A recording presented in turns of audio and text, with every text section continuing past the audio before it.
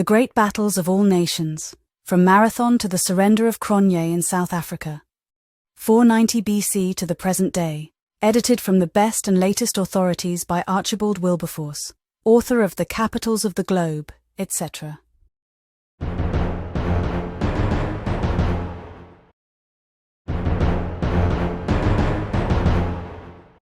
Volume 1, Chapter 1, The Battle of Marathon, 490 BC, the great defeat of the Persian hordes of Darius by the Greeks under Miltiades. The mountains look on Marathon and Marathon looks on the sea, quote by Byron. The Battle of Marathon is one of the most resonant in history. With it, history properly begins. Before then there was history indeed, and much history. There were battles too, and many of them. Yet, like the history, they were fitful flashes, short or long, that subsided into darkness. With Marathon, historic consciousness arose. For while before there had been history, there had been no historian. With Marathon came Herodotus, and from him the first truly historical book, in which, together with the rest of the Persian War, he tells of this great deed. Marathon is memorable for another reason. It stands for 1,000 battles. Subsequent struggles for freedom are but echoes and repetitions of it. For the first time it told a race, what a race could do. It was therefore not a battle merely. It was a promise. It was the gestation of the future. 2,388 years ago, a council of Athenian officers stood on a hill that overlooked the plain of Marathon on the eastern coast of Attica. The immediate object of their meeting, says Sir E.S. Creasy, was to consider whether they should give battle to an enemy that lay encamped on the shore beneath them. But on the result of their deliberations depended not merely the fate of two armies, but the whole future progress of human civilization. There were 11 members of that council of war. 10 were the generals who were then annually elected at Athens, one for each of the local tribes into which the Athenians were divided. Each general led the men of his own tribe, and each was invested with equal military authority. But one of the archons was also associated with them in the general command of the army. This magistrate was termed the polemarch or war ruler. He had the privilege of leading the right wing of the army in battle, and his vote in a council of war was equal to that of any of the generals. A noble Athenian named Callimachus was the war ruler of this year, and as such stood listening to the earnest discussion of the 10 generals. They had indeed deep matter for anxiety, though little aware how momentous to mankind were the votes they were about to give, or how the generations to come would read with interest the record of their discussions. They saw before them the invading forces of a mighty empire, which had in the last 50 years shattered and enslaved nearly all the kingdoms and principalities of the then known world. They knew that all the resources of their own country were comprised in the little army entrusted to their guidance. They saw before them a chosen host of the great king, sent to wreak his special wrath on that country, and on the other insolent little Greek community, which had dared to aid his rebels and burn the capital of one of his provinces. That victorious host had already fulfilled half its mission of vengeance. Cretria, the confederate of Athens in the bold march against Sardis 9 years before, had fallen in the last few days, and the Athenian generals could discern from the heights the island of Aegilia, in which the Persians had deposited their Eretrian prisoners, whom they had reserved to be led away captives into Upper Asia, there to hear their doom from the lips of King Darius himself. Moreover, the men of Athens knew that in the camp before them was their own banished tyrant, who was seeking to be reinstated by foreign scimitars in despotic sway over any remnant of his countrymen that might survive the sack of their town, and might be left behind as too worthless for leading away into Median bondage. The numerical disparity between the force which the Athenian commanders had under them, and that which they were called on to encounter, was hopelessly apparent to some of the council. The historians who wrote nearest to the time of the battle do not pretend to give any detailed statements of the numbers engaged, but there are sufficient data for our making a general estimate. Every free Greek was trained to military duty, and from the incessant, border wars between the different states, few Greeks reached the age of manhood without having seen some service. But the muster roll of free Athenian citizens of an age fit for military duty never exceeded 30,000, and at this epoch probably did not amount to 2/3 of that number. Moreover, the poorer portion of these were unprovided with the equipments and untrained to the operations of the regular infantry. Some detachments of the best armed troops would be required to garrison the city itself and man the various fortified posts in the territory, so that it is impossible to reckon the fully equipped force that marched from Athens to Marathon, when the news of the Persian landing arrived, at higher than 10,000 men. With one exception, the other Greeks held back from aiding them. Sparta had promised assistance, but the Persians had landed on the 6th day of the moon, and a religious scruple delayed the march of Spartan troops till the moon should have reached its full. From one quarter only, and that from a most unexpected one, did Athens receive aid at the moment of her great peril. Some years before this time, the little state of Plata in Bootia, being hard-pressed by her powerful neighbour Thebes, had asked the protection of Athens, and had owed to an Athenian army the rescue of her independence.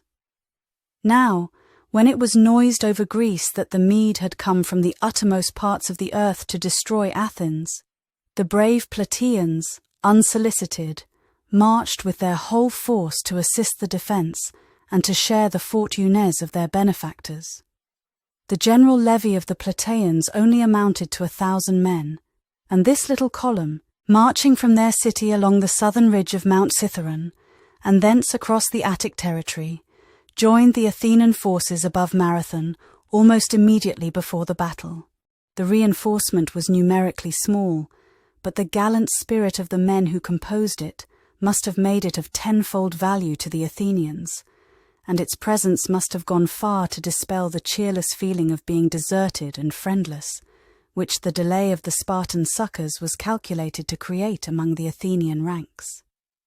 This generous daring of their weak but true-hearted ally was never forgotten at Athens. The Plataeans were made the civil fellow, countrymen of the Athenians, except the right of exercising certain political functions, and from that time forth, in the solemn sacrifices at Athens, the public prayers were offered up for a joint blessing from heaven upon the Athenians, and the Plataeans also.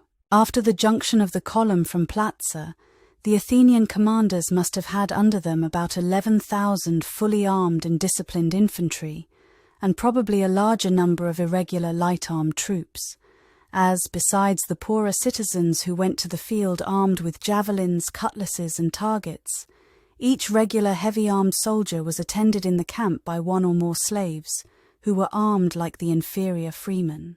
Cavalry or archers the Athenians on this occasion had none, and the use in the field of military engines was not at that period introduced into ancient warfare. Contrasted with their own scanty forces, the Greek commanders saw stretched before them, along the shores of the winding bay, the tents and shipping of the varied nations who marched to do the bidding of the king of the Eastern world. The difficulty of finding transports and of securing provisions would form the only limit to the numbers of a Persian army. Nor is there any reason to suppose the estimate of Justin exaggerated, who rates at 100,000 the force which on this occasion had sailed, under the satraps Datis and Artaphernes, from the Cilician shores against the devoted coasts of Fuboa and Attica. And after largely deducting from this total, so as to allow for mere mariners and camp followers, there must still have remained fearful odds against the national levies of the Athenians. Nor could Greek generals then feel that confidence in the superior quality of their troops, which ever since the Battle of Marathon has animated Europeans in conflicts with Asiatics, as, for instance, in the after-struggles between Greece and Persia, or when the Roman legions encountered the myriads of Mithridates and Tigranes, or as is the case in the Indian campaigns of the British regiments. On the contrary, up to the day of Marathon, the Medes and Persians were reputed invincible. They had more than once met Greek troops in Asia Minor, in Cyprus, in Egypt, and had invariably beaten them. Nothing can be stronger than the expressions used by the early Greek writers respecting the terror which the name of the Medes inspired, and the prostration of men's spirits before the apparently resistless career of the Persian arms. It is, therefore, little to be wondered at that 5 of the 10 Athenian generals shrank from the prospect of fighting a pitched battle against an enemy so superior in numbers and so formidable in military renown. Their own position on the heights was strong, and offered great advantages to a small defending force against assailing masses. They deemed it mere foolhardiness to descend into the plain to be trampled down by the Asiatic horse, overwhelmed with the archery, or cut to pieces by the invincible veterans of Cambyses and Cyrus. Moreover, Sparta, the great war state of Greece, had been applied to and had promised succor to Athens, though the religious observance which the Dorians paid to certain times and seasons had for the present delayed their march. Was it not wise, at any rate, to wait till the Spartans came up, and to have the help of the best troops in Greece, before they exposed themselves to the shock of the dreaded Medes? Specious as these reasons might appear, the other 5 generals were for speedier and bolder operations, and fortunately for Athens and for the world, one of them was a man, not only of the highest military genius, but also of that energetic character, which impresses its own type and ideas upon spirits feebler in conception. Miltiades was the head of one of the noblest houses at Athens. He ranked the Aeacidae among his ancestry, and the blood of Achilles flowed in the veins of the hero of Marathon. One of his immediate ancestors had acquired the dominion of the Thracian Chersonese, and thus the family became at the same time Athenian citizens and Thracian princes. This occurred at the time when Pisistratus was tyrant of Athens. 2 of the relatives of Miltiades, an uncle of the same name and a brother named Stesagoras, had ruled the Chersonese before Miltiades became its prince. He had been brought up at Athens in the house of his father, Cimon, who was renowned throughout Greece for his victories in the Olympic chariot races, and who must have been possessed of great wealth. The sons of Pisistratus, who succeeded their father in the tyranny at Athens, caused Cimon to be assassinated, but they treated the young Miltiades with favour and kindness, and when his brother Stesagoras died in the Chersonese, they sent him out there as lord of the principality. This was about 28 years before the Battle of Marathon, and it is with his arrival in the Chersonese that our first knowledge of the career and character of Miltiades commences. We find, in the first act recorded of him, the proof of the same resolute and unscrupulous spirit that marked his mature age. His brother's authority in the principality had been shaken by war and revolt. Miltiades determined to rule more securely. On his arrival he kept close within his house, as if he was mourning for his brother. The principal men of the Chersonese, hearing of this, assembled from all the towns and districts, and went together to the house of Miltiades on a visit of condolence.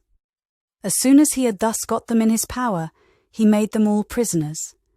He then asserted and maintained his own absolute authority in the peninsula, taking into his pay a body of 500 regular troops, and strengthening his interest by marrying the daughter of the king of the neighbouring Thracians. When the Persian power was extended to the Hellespont and its neighbourhood, Miltiades, as prince of the Chersonese, submitted to King Darius, and he was one of the numerous tributary rulers who led their contingents of men to serve in the Persian army in the expedition against Scythia. Miltiades and the vassal Greeks of Asia Minor were left by the Persian king in charge of the bridge across the Danube, when the invading army crossed that river and plunged into the wilds of the country that now is Russia, in vain pursuit of the ancestors of the modern Cossacks. On learning the reverses that Darius met with in the Scythian wilderness, Miltiades proposed to his companions that they should break the bridge down and leave the Persian king and his army to perish by famine and the Scythian arrows. The rulers of the Asiatic Greek cities, whom Miltiades addressed, shrank from this bold but ruthless stroke against the Persian power, and Darius returned in safety. But it was known what advice Miltiades had given, and the vengeance of Darius was henceforth specially directed against the man who had counselled such a deadly blow against his empire and his person.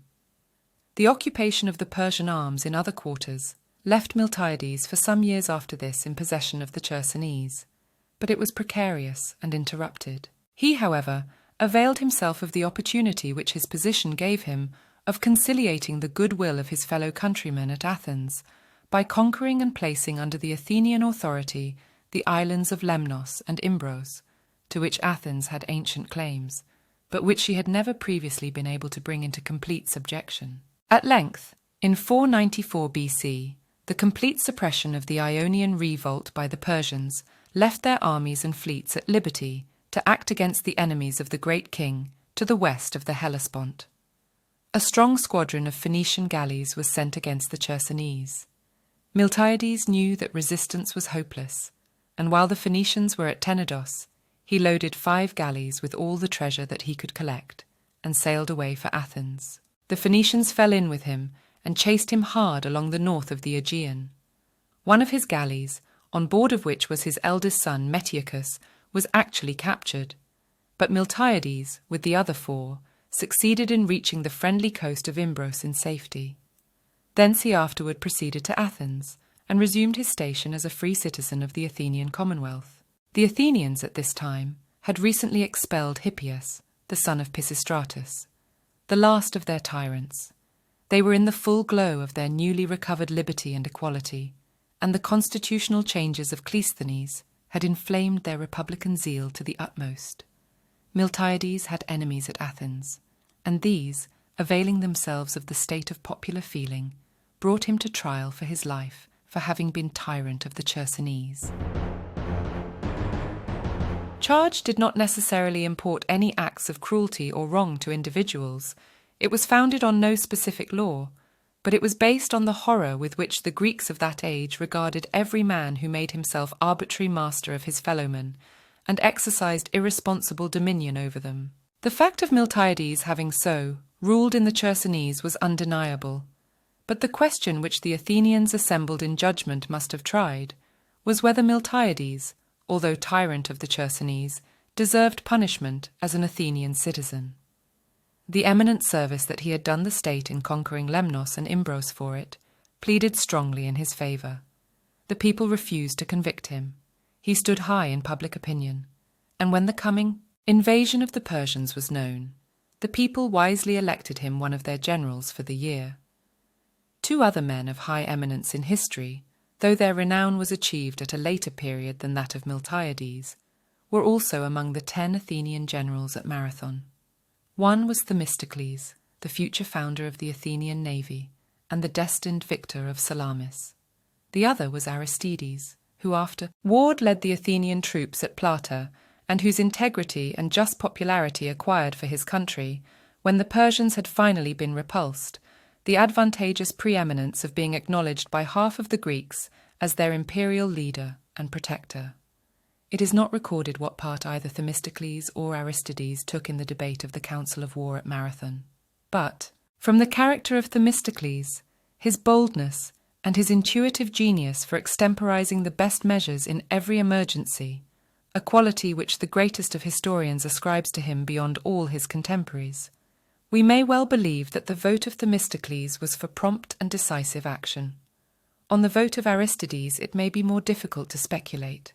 His predilection for the Spartans may have made him wish to wait till they came up, but though circumspect, he was neither timid as a soldier nor as a politician, and the bold advice of Miltiades may probably have found in Aristides a willing, most assuredly it found in him a candid hearer. Miltiades felt no hesitation as to the course which the Athenian army ought to pursue, and earnestly did he press his opinion on his brother generals.